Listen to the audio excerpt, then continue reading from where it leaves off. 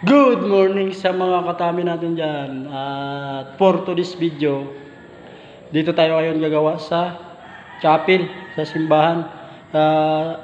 Matagal na ako dito at paulit-ulit na yung gawa namin sa tiles. Ayan mga katami, iba-iba na ang kulay. Ayan, oh. Ayan.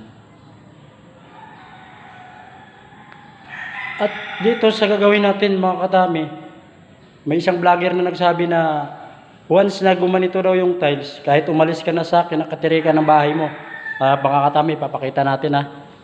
Ayan, at paki-comment kung bakit. Ayan, oh. Ayan, mga katami, ayan.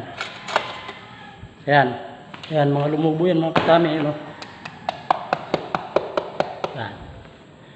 Kung mapapansin nyo mga katami, bagong palit natin yung puti. Ayan. At meron pa dito mga katami. Ayan.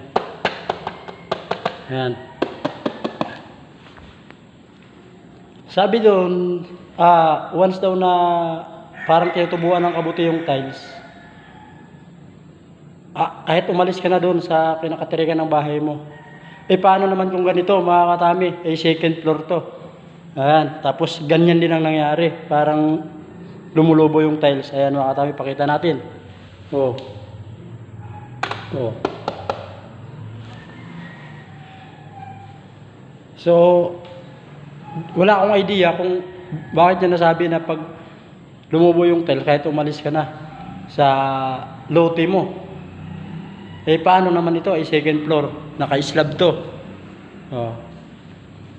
So hanggang doon na lang video natin mga katami. Paki-comment kung bakit, anong meron dun sa lumulubo na tiles.